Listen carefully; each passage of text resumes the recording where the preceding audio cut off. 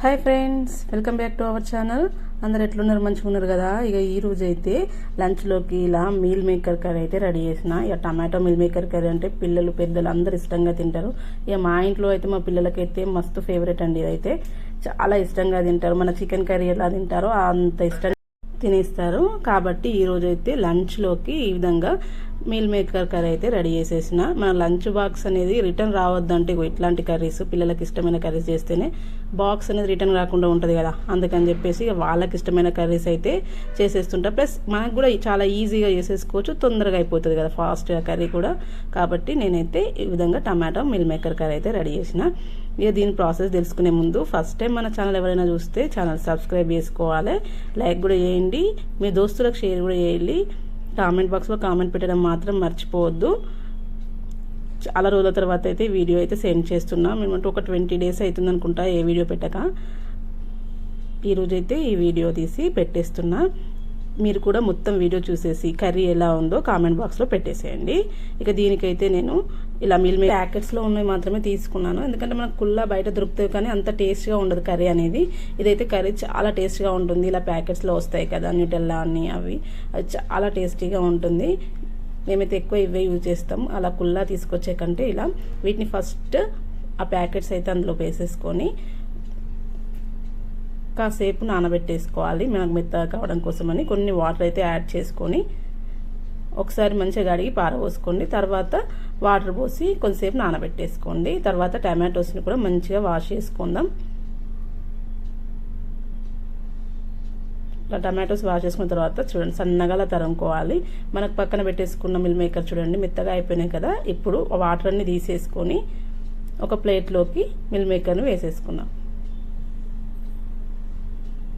Water మొత్తం పిండేసేయాలండి. Water అనేది అందులో మిల్ మేకర్లో ఉండకూడదు.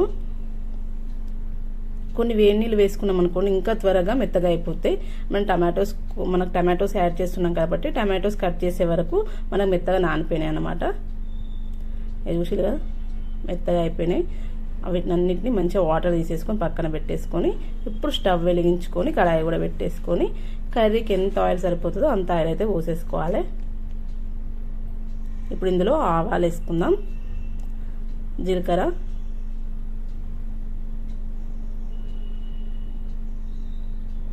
ఇది మంచిగా గోలిన తర్వాత పచ్చిమిర్చి,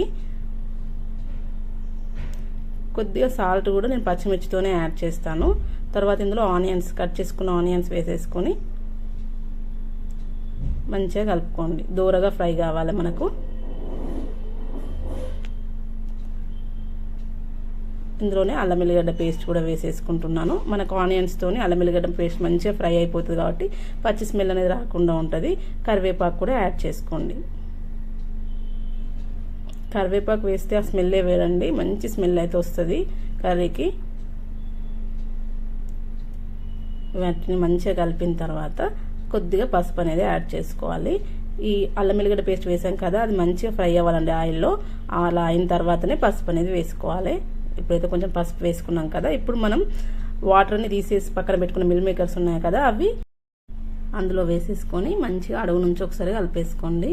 ఆయిల్ అయితే మిల్ మేకర్లు మంచిగా అబ్జర్వ్ చేసేసుకుంటాయి అన్నమాట. మనకు ఆయిల్ కనిపించదు. మనం ఎంత ఆయిల్ పోసినా కూడా మిల్ మేకర్ అనేది అబ్జర్వ్ చేసుకుంటాయి ఆయిల్ని. చూసారు కదా, అట్లా మంచిగా దూరగా రెడ్ కలర్ మిల్ మేకర్ అనేది రెడ్ కలర్ వచ్చేదాకా మంచిగా ఫ్రై అయ్యి. నాకు కూడా మస్తు ఇష్టం అండి మిల్ మేకర్ కర్రీ అనేది, చాలా టేస్టీగా అనిపిస్తుంది. ఇవైతే మంచిగా దూరగా రెడ్ కలర్లోకి వచ్చే వరకు ఫ్రై చేసుకుంటుండాలి. చూడండి మనకు కలర్ చేంజ్ అయిపోతుంది, చూస్తున్నారు కదా, అలా రెడ్ కలర్లో అయితే రావాలి.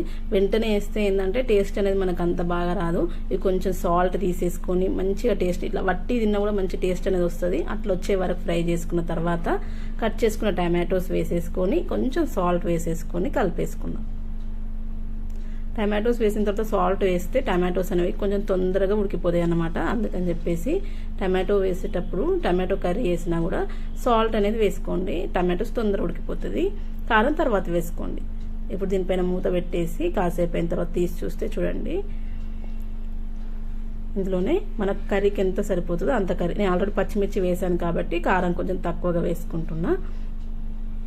ఇవన్నీ వేసిన తర్వాత మంచిగా ఒకసారి కలిపేసుకోండి.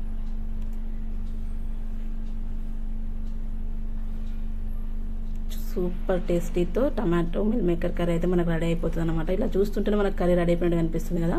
ఒక 10 minutes టైం పడుతుంది అంతే. చూస్తున్నారు కదా, చూస్తేనే తినాలనిపిస్తుంది కదా, అంత బాగా అయిపోయింది. ఇప్పుడు కాసేపు ఒక 10 minutes మూత పెట్టేసి దానిపైన వాటర్ అయితే యాడ్ చేస్తున్నాను. ఎందుకంటే మిల్ మేకర్లో మనం వాటర్ యాడ్ చేసినాం అనుకోండి టేస్ట్ అనేది మొత్తం పోతుంది. ఇలా పైన క్యాప్ పైన వాటర్ యాడ్ చేసుకుంటే మనకు కింద అడగంటకుండా ఉంటుంది, ప్లస్ మనకు టమాటోస్ కూడా ఉడికిపోతాయి. మిల్ మేకర్ కర్రీలో వాటర్ పోసేదంటే మిల్ మేకర్స్ వాటర్ని అబ్జర్వ్ చేసేసుకుంటుంది, కొంచెం టేస్ట్ అనేది చేంజ్ అయిపోతుంది. కాబట్టి లైట్గా అడగంటకుండా అలా కొంచెం పోసుకున్నాను అంతే.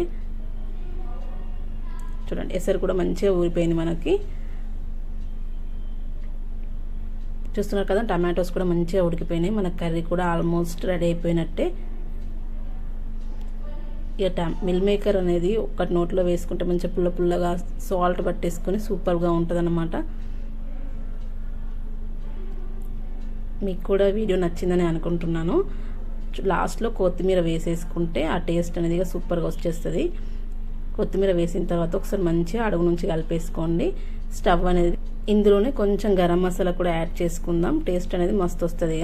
ఇక ఇట్లా అన్నీ వేసుకున్న తర్వాత మంచిగా ఒకసారి కలిపేసుకుంటే మన కర్రీ అనేది ఫైనల్గా రెడీ అయిపోయినట్టే. చూస్తున్నారు కదా, చూస్తుంటేనే తినాలనిపిస్తుంది, అంత బాగా వచ్చింది. స్మెల్ కూడా సూపర్గా ఉంది. అన్నంలోకి కానీ చపాతీలోకి కానీ సూపర్గా ఉంటుంది. నాకైతే చాలా ఫేవరెట్, పిల్లలు కూడా చాలా ఇష్టంగా తింటారు. మీరు కూడా ఒకసారి ట్రై చేసి చూడండి. మీకు నచ్చితే ఛానల్ సబ్స్క్రైబ్ చేసుకోండి, మీ దోస్తులకు కూడా షేర్ చేయండి, లైక్ చేయడం మాత్రం మర్చిపోవద్దు. Thank you for watching.